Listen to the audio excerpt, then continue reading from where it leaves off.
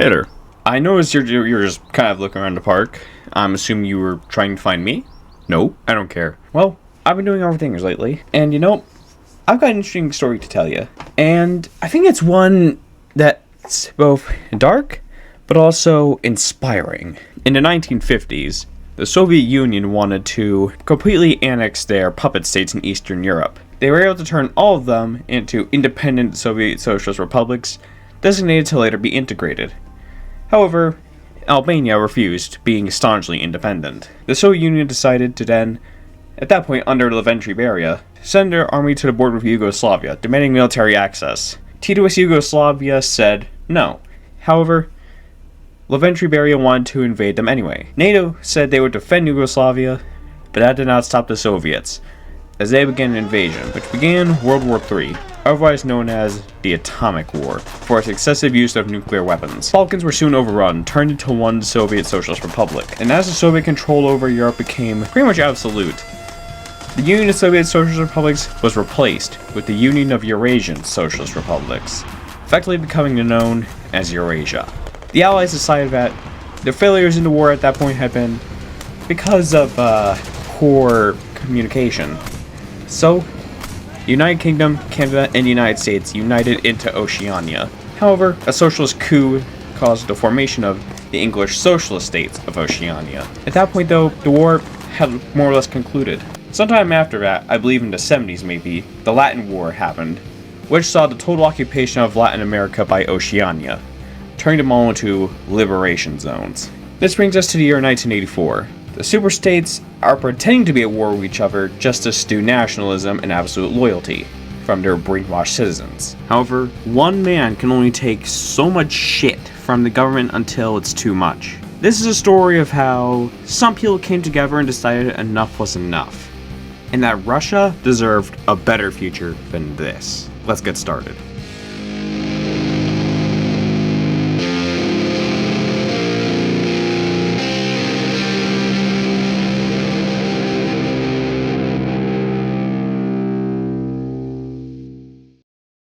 Hey chat, so in case you didn't watch the Huey Long video, I want to start doing other hard smart informer mods on the channel, and we're doing 1984 Revolution today. Ooh, okay. So as you can see, today we're doing 1984 Revolution, and they've actually changed the UI a bit since I have last played the mod. They're always making like small changes, I think. But anyway, as you can see, outside country thing, I think they've kind of gone for something similar to The Fire Rises. Wait, hold up, okay. Whoa, hold up. Okay, they've changed a lot, actually. What the hell? Huh. It's like they're always changing something about this mod. Inkstock used to be like one giant like entity, and like everything else spawned in. Yeah, I think like a lot of this stuff used to be like anarchy. I didn't expect them to update the mod again when I was preparing to record this. When I was deciding this video, I was thinking of either doing one of the Oceania paths or one of the Eurasia paths, and so yeah, we're going to be doing Eurasia. So you may have noticed that there's currently only 2 revolt tags for Eurasia, and it's the Siberian Provisional Government and the Second Red Army. We're going to be doing Siberia, because that one's a bit more based, I think. Yeah, there also used to be this like big like Arab United front over here when this was all mostly like anarchy, but no, now it's gone. And now Saddam Hussein's just in Iraq. So this mod is still actively being updated. I think eventually they're just gonna be a big like East Asia update, because they're the only superpower that doesn't collapse at the moment. So at the moment, you may notice I'm not doing the things I would usually do when starting. That's because well, there's nothing to really do. Stretching from the Iberian coast to the tip of the Bering Strait, Eurasia stands dominant in the land of Europe and the vast territories of what was once Russia. Continuing the legacy of the Soviet Union, Eurasia strives for the liberation of the working class across the globe, vowing to never rest until all peoples of Oceania and East Asia have been freed from oppression. As the new year begins, the opportunity for Eurasia to evolve and leave behind the backwards cultures of old have come at last. As Eurasian Congress assembles, bring in administrators from all across Eurasia, let us work together to end the dark past of division and bring forth the vision of our grand premiere.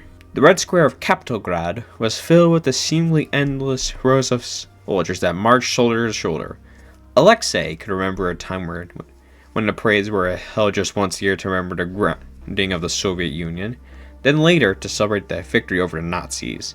But as Eurasia took form, the marches slowly became more frequent, becoming monthly, then weekly, and now daily. As a constant reminder of the strength of the state, no longer a symbol of victory, but just another tool used to strike awe and fear to the people of Eurasia. Alexei sighed, adjusting his hat as he watched the army march on by. It was funny in a way, how stagnant and unchanging the events seemed to be in a way. The soldiers did not look too dissimilar to the old Red Army, their weapons and uniforms having remained largely the same. The only real noticeable difference were the darkening of the uniforms. Checking over his shoulder before walking away, Alexei spared one last glance at the army before shaking his head slightly. Invincible, legendary. Yeah, if you choose to stay with Eurasia, then you actually can conquer East Asia and Oceania, and also all the free nations. That might be interesting, but I actually like democracy, so I think these guys have content, actually. Yeah, they do. Wait, hold on a second, what was that? I thought that said rehabilitate slavery for a second. Vadim puffed as he walked through the desert, the sun bearing down on him. He glanced down his uniform, questioning whether he was even suited for the temperatures around here. He felt too thick on his skin, making him feel even hotter. Is this why the North African administration require reinforcements all the time? I can't believe they expect us to fight Italians like this. Pyotr, a friend of Vadim's who had thrown away his shirt. Tell me about it. I was born in Siberia. I'm not built for this heat, Vadim replied flatly, wiping the sweat off his forehead. I've heard all crazy stories about Libya. There's the monarchy, but apparently they are fascists too. I even heard rumors about a legion, something about Rome.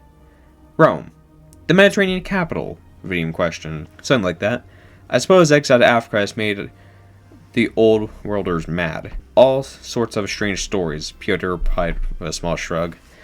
Vadim nodded and looked ahead at the rest of his squad, all continuing their march toward a border village called Al-Saha, an Arab majority settlement in the first targeted Eurasian army. The sun will likely kill us before the natives can. There's actually the old Italian monarchy, and they're here, I guess? The Legion, these guys are pan-Romanists. Oh, that's interesting. So yeah, the Spanish monarchy is in exile too, in the Western Sahara.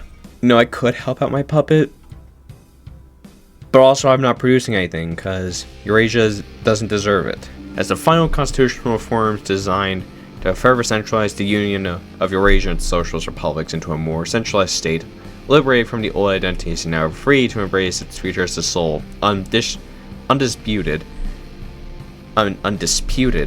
rulers of all Eurasian lands, the whispers of the distance shall persist. Clinging on to their old ways, in spite of the world moving on from their outdated claims, they remain a lingering thorn in the side of the party. Though the Red Army remains confident in Eurasia's ability to keep these thought criminals at bay, keeping stability within the state, it's no secret that the recent radical reforms were most unpopular, and it will likely create some rebelliousness within the population, especially those belonging to prouder legacies. A storm is brewing in Eurasia, a final obstacle that will cement the new age and allow the neo-Bolshevik movement to prove itself as the righteous guiding hand of the proletariat once and for all. The wrath of the people of Eurasia has been held back for too long. A string of failures in Afghanistan combined with the growing unrest regarding internal reforms has pushed our people to the brink of outright revolt. Already, movements of remnants, protesters, and traitors have begun, staking out territory in the inevitable revolt to come. Union of Eurasian Socialist Republics may be on the cusp of its darkest hour yet. We must prepare. Alright, so they actually changed the way the whole thing works now. Like, when the mod first came out, you had to, like, you would get, like, an event, and that would be where you chose, what tag you wanted to do. But it's different now. You have to do a decision. And the path I want is in the Siberian Socialist Republic. And we look at that. The revolts have begun. French socialists and I'm assuming Dutch monarchists have staged a revolt. Oh hey, look at that. Free France is back. Anyway, while I was explaining that, the Balkans are popping off. Oh, and at the same time, look, the Baltics are imploding too.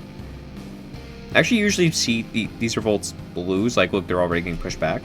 Oh, okay, so Ukraine and Central Europe are exploding now, and Germany has, like...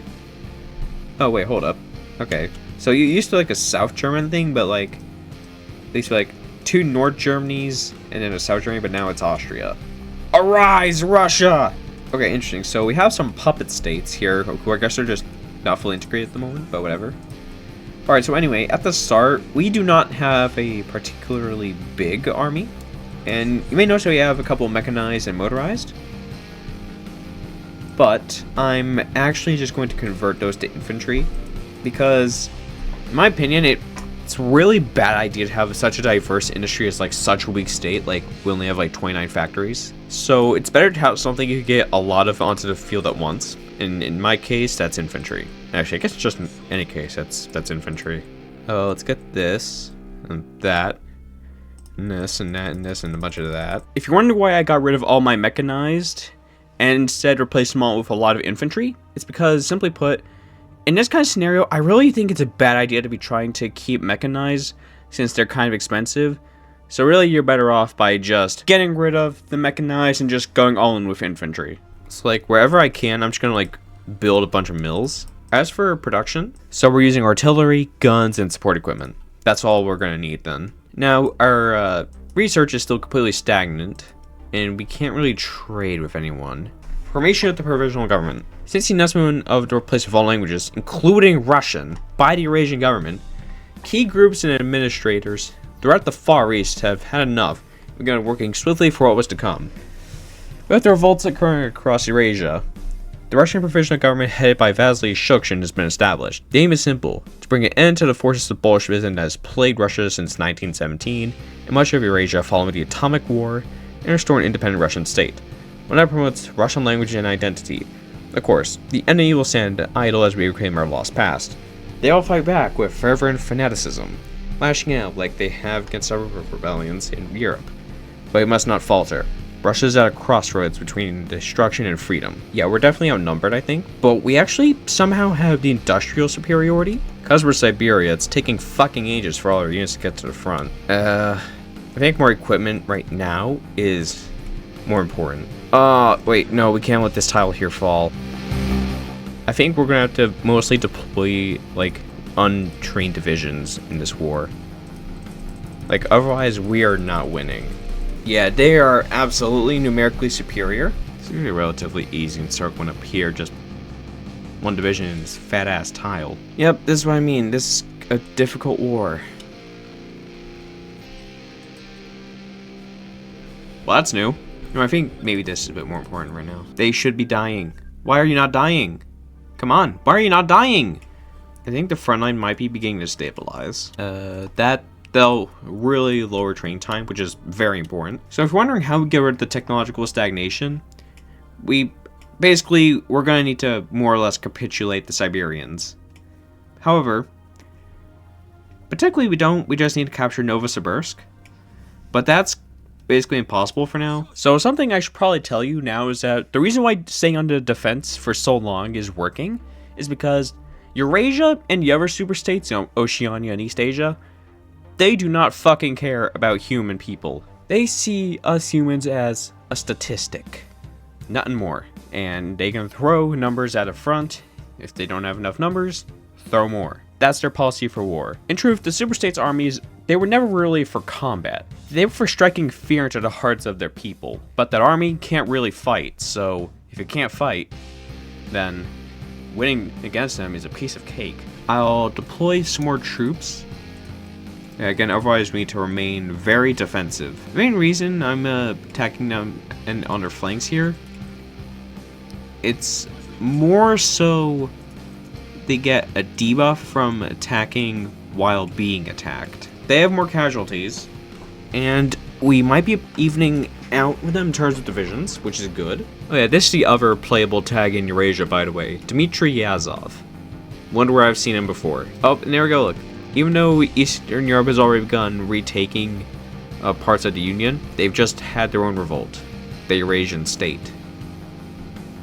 I'm not really sure if that's any better than, oh no, never mind. Anyway. Supply-wise, the front line doesn't look too bad. But it looks like the supply hub in Tuva is disconnected, which is a problem. I'm just making these like level 1s, so it shouldn't take too long. I don't know why the icon's all fucked up. In case for some reason you were wondering about the divisions I was using, simply put, don't expect anything too crazy. I had not changed the templates at all since I had started the campaign at this point, and wouldn't change them until after defeating the socialists. Simply put, this is the division that I was using when I was still fighting the Siberian Socialist Republic, and if I had to take a guess, this is what their infantry looked like. It was obvious at that point who was going to be winning. I think it doesn't know how to properly like concentrate divisions. But I guess it makes sense, like, this is Eurasia, it's like a really, like, backward state. Kinda just feels like the AI is, like, letting me do it now. Oh, that's a big pocket, wait, hold up. Look at that, 8 divisions. And yeah, that was a big encirclement, I think. 43,000, that might not seem too big, but, like, it is, trust me. What, no, why are you doing that? Don't do that. Oh my god. They have a lot of units, but they're all kind of terrible. Yeah, they have a bunch of units, but they're all terrible. I'm not sure about the West, and it looks like the Mediterranean's not doing great. I wonder what happened to Beria. He kind of just buggered off after a while. We're at a point where their units are so undersupplied, like we can actually begin pushing. We are now right outside Novosibirsk, and yep, they're just so weak now. They're a total joke at this point, if we're being honest. Let's just attack their capital then. I think there's a pretty good chance we are indeed stronger. For the first time in ages, they've mounted a successful defense. Yeah, I think we've genuinely probably surpassed them in strength.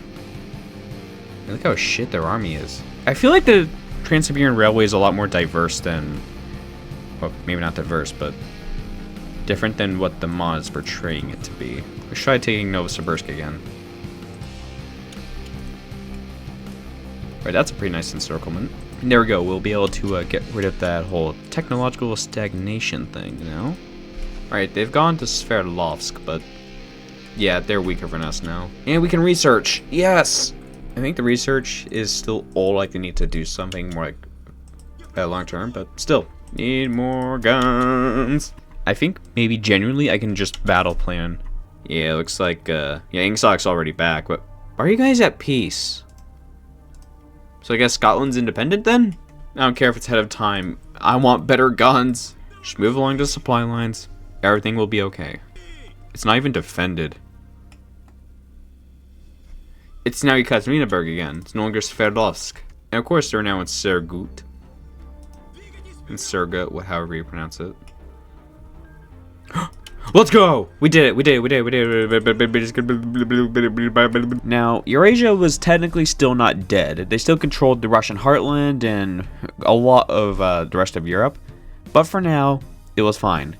We needed to get our own government established and our army upgraded before we could even consider taking back Moscow. My fellow gamers, we have won. Shukshin sighed, rubbing the bridge of his nose as he leaned back in his chair. At the table he sat at, he was gathered by generals, politicians, diplomats, and other parts of the regional government. All voices that forged the government and led the uprising now convened to create a permanent government that would govern Russia for many years to come. Hopefully long after all in Rome have passed. So we're clearly bringing back a Duma. What about the powers of the president? How much power should the executive branch have over the government? Rasputin asked, glancing around at the other members of the room. Tough question. We can't have the executive be too strong, but not too weak either. General Kulkov mused, his hand on his chin in thought. How much power should the Duma have over the executive? Which is more powerful? Viktor Subkov asked out loud, thoughtfully. I mean, I suppose the Duma should ideally have more power, but how would that work? How much of the Duma should agree on something to override the president? Vysotsky asked, speaking up. Should it just be the Duma? What of the National Security Council? Should they weigh on as well? General Barshkov asked, spinning in his chair to look around at the others. Vasily listened intently as they all asked questions, discussed solutions, and debated on how the government should work, among many other things. A much needed discussion despite the chaos. I would also like to reform our infantry division, since this is what we were working with during the war, and it works, but the thing is, we're not just going to be settling with Siberia, no. There's still so much to take back. Oh yeah, you know Central Europe? Yeah, I know that. Those uprisings succeeded. Let's establish a Supreme Court. Oh, this is new. So yeah, I know Bavaria. Bavaria is neutral, but yeah, I guess all these guys are fighting, including Austria. Not really sure why. So we got the Federal Republic of Germany, the German Worker State, and Bavaria, not Bavaria, in Austria. I'm wondering if they added in Bavaria like last minute, because it's not involved. So we can establish some friendly governments if we occupy the territory. Next, let's root out the Eurasian remnants. I don't know where we got like 1,000 trucks from, but okay. Just in Grano, Belarus is just holding on for dear fucking life. Come on, Lukashenko, you can do it. I'm getting sick of this fucking snow, Maxim complained, rubbing his hands together rapidly as they moved around the perimeter of the mine. The army had arrived in Norilsk after reports of Eurasian remnants had gathered in the city intended to occupy. To make a long story short, failed remnants had retreated into the mines, hiding under the tunnels which they've made into a fortress. Storming the tunnels is out of the question, the prospect too risky. Tell me about it. The cold comes and these fuckers decide to camp out in the mines. Wrong word, but okay. Redeem replied flatly, glaring down at the massive strip mine they had been patrolling around for weeks now. Think they'll come out soon? Maxim asked as they glanced down at the tunnels down the hole, the entrance dark yet containing danger within. Nah, they'll likely starve themselves before they willingly come out. Fanatic fucks will probably start eating each other before they submit to us, he remarked grimly.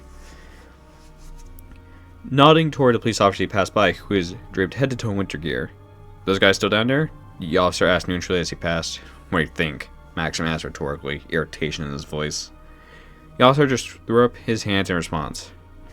Right, dumb question. Just try to stay warm, alright? The officer replied as he continued on walking. Vadim sighed, stopping and looked down at the mine once more. Just another day in frozen paradise. And for us to actually take on the Eurasian heartland, we're gonna need a bigger military. And artillery, yeah, we gotta get some of that.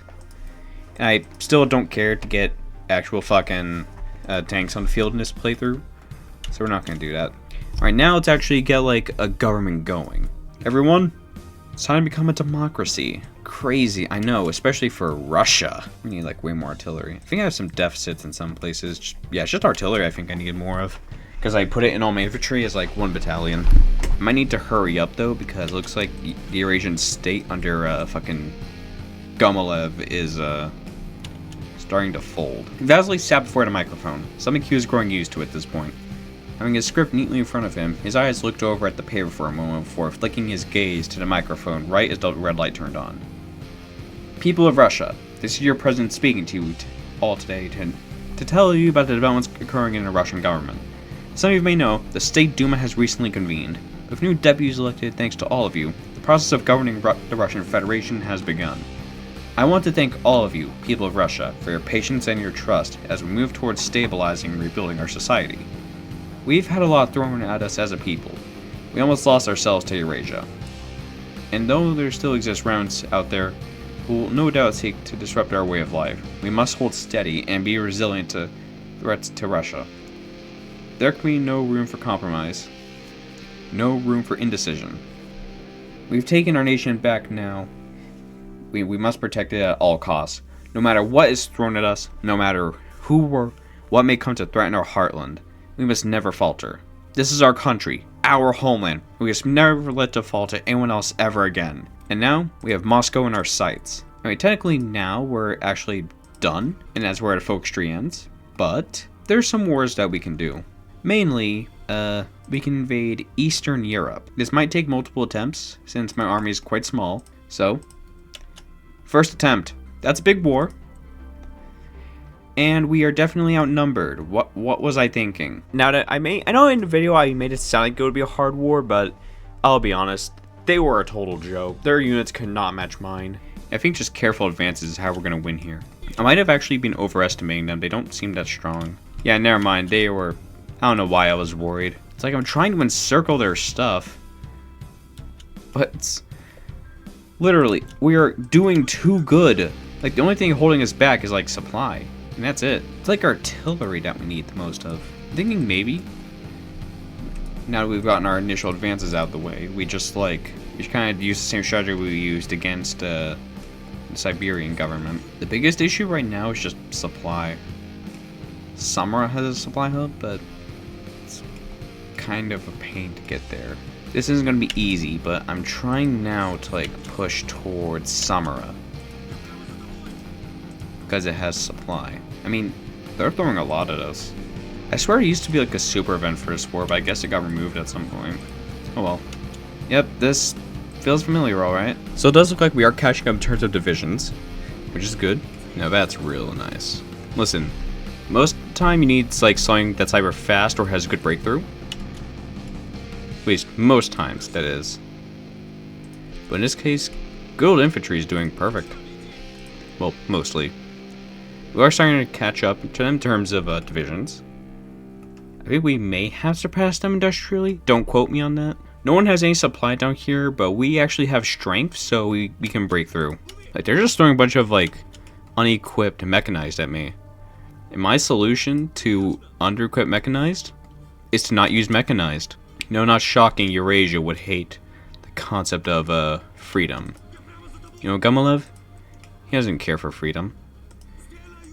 He just didn't like the old Eurasia. He wanted it to be his Eurasianism. Eurasia would have worked under me, oh boy. Oh yeah. What else do I need? Is it just more artillery? No, I have stockpiles of everything now. Even better. Oh wait, fuck, hold on, they broke out. Alright, there we go, we closed it again. I've taken a lot of casualties, but they've taken more.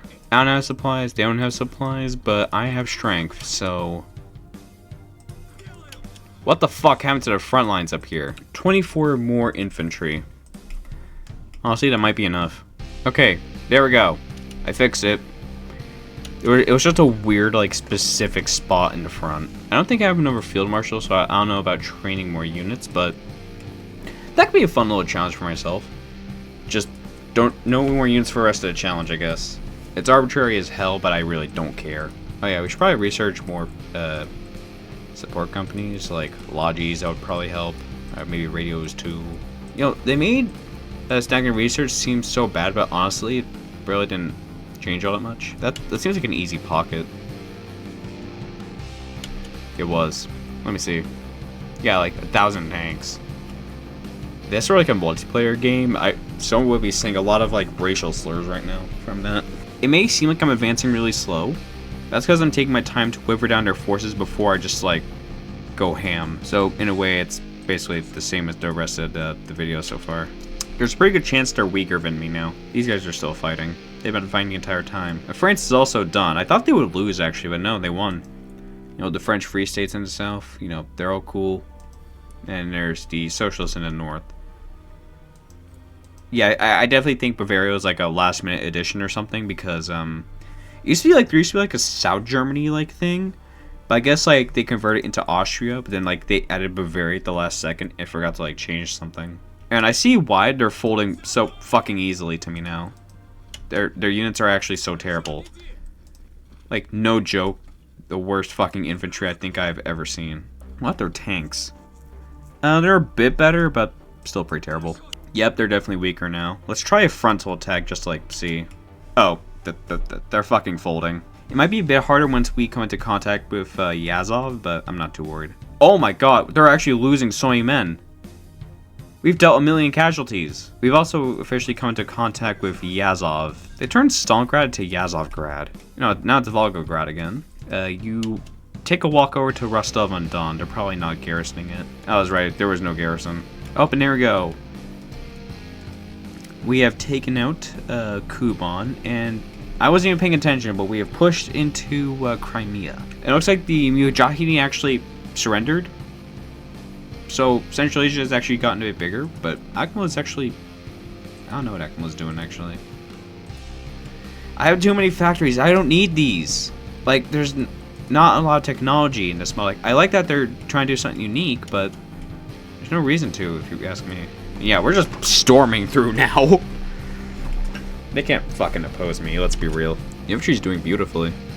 Like, I don't need to micro. We're winning. We've retaken Moscow, it's no longer Capitalgrad. Yeah, we're just running around them now. I don't know why they're not surrendering. St. Petersburg will be saved. It has been saved.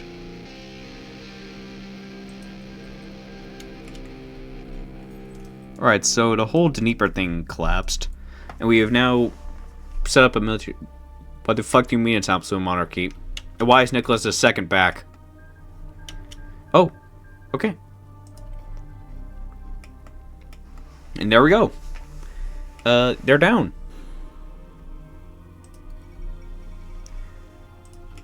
Let's go. The Russian Federation's back. Under leadership of Vasily Sukshin, a former Eurasian administrator of the Far Eastern District turned president of the newly proclaimed Russian Federation. The president has promised to restore stability and security to Russia and her people, combat the forces of neo-Bolshevism, and guarantee safety, security and protection of all Russians inside and outside Russia.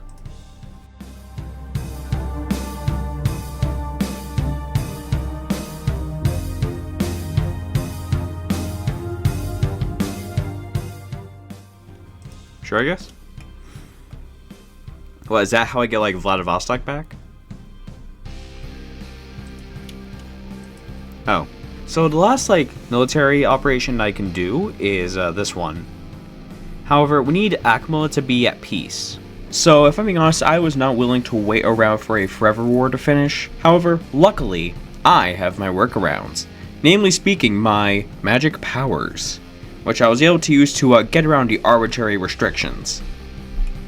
Yeah, this whole thing is only going slowly because of, like, the really fucking bad supply lines in Central Asia. Like, there's literally no railroads out here. Like, in some cases, they're just, like, fighting to, like, the last man.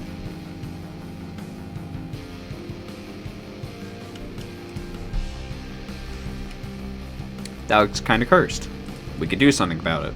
Pakistan's already independent, so that's fine. So, we'll give Afghanistan a government, or reconstruction zone. We'll do one in Persia too, and we'll reorganize Central Asia. And there we go. Now, why does the Alash Republic control so little of Kazakhstan? Not really sure. And that's where half of the story ends. You see, I've only really been telling you half of the entire story because, well, there's just so much going on. So I figured maybe for time purposes, it would be best if I only picked half. But I think maybe I should just explain the other half too. It might be even more interesting, actually, now that I think about it. But now, what do you think? Wait a damn minute. What? Where is that twink?